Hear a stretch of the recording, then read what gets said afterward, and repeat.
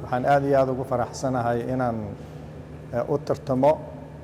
gudoomiyaha labaad anigoo og inaan u leeyahay aqoon karti waayo aragnimo waxaan ka soo shaqeeyay muddo 15 sano ah qareen ahaan aan u shaqeynayay waxaana caawinayay ummadda Soomaaliyeed iyo dad kale ajaanib ah waxaa igu dhalatay inaan dalka imaado oo khibradayda aan ku kordhiyo dalkeena Soomaaliyeed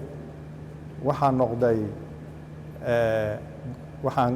xubin ka noqday guddiga dib u eegista iyo hirgelinta dastuurka oo aan 2 sano in ka badan aan ka soo shaqeeyay kadibna saad ula socotaan waxaan noqday wasiirka cadaaladda 2 jeer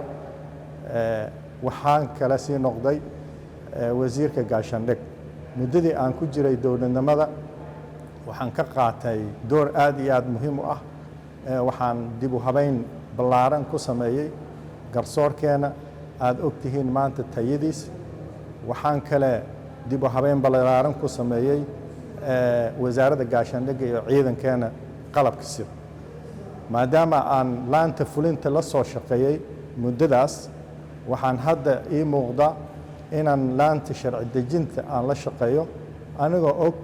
inaan aqoonteeda kartideeda iyo waayo aragnimadeeda inaan leeyahay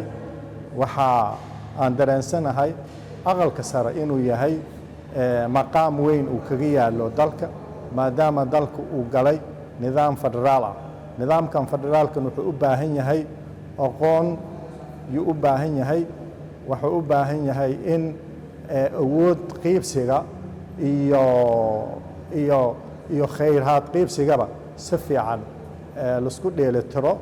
oo dalkeena uu noqdo dal madaysan aqalka sare wuxuu u taagan yahay midnimada qaran waxaad la socotaan in aqalka sare uu ka kooban yahay dowlad goboleedadaas waxay tiirar waaweyn ay u yihiin midnimada qarankay muhiim u yihiin marka waxaa loo baahan yahay marka in nidaamka isku haya dowladnimada oo federaalka ah iyo nidaamka guud oo dib u habeynta hay'adaha dowladda ay isla socdaan anigana waxaan aaminsanahay shakhsiga arintaas si fiican u fahamsan maadaama aan sharci yaqaan ahay dastuurkii aan ka soo shaqeeyay aan garanayo dastuurkii aan garanaya hay'ooyinka amniga iyo cadaaladda aana ka shaqeeyay talo bixinna aan aad uga bixiyay nidaamka dib u habeynta shuruucda dalka iyo nidaamka deyn cafiska waxaad la socotaan dalkeena hadda deyn cafiskii inuu meel gebageba marahayo oo doorashadan sababta loo dedejinayba ay tahay in dhaqso doorashadii dhacdo dalkeena hore u socdo marka waxaan rajaynayaa insha allahu in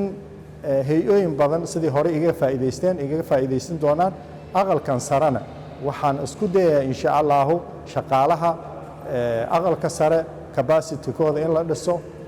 senatarada naftooda in ay fursad u helaan inay u shaqeeyaan qaabkii senatarada kale adduunyada u shaqaynayeen oo meel tababaro iyo training in meelo kasta ay u tagaan yaan rajaynayaa marka waxaa curin karaa aaraa fara badan iyo qaabab fara badan sidii aqalkan meel sare u gaari lahaa waxaana diyaar u ahay insha allahu inaan aqalkan meel sare gaarsiiyo waxaa kala xusid mudan labada aqal golaha shacabka iyo aqalka sare ma kala maaramaan waajibaadkooda dastuuriga way ku kala qeexan yihiin waxaa u dhaxeeya guddiyo fara badan yaa u dhaxeeya inay wada shaqeeyaan midna gooni uma istaagi karo waxaa loo baahan yahay xiriirkooda joogto ah iyo guddiyadooda in la habeeyo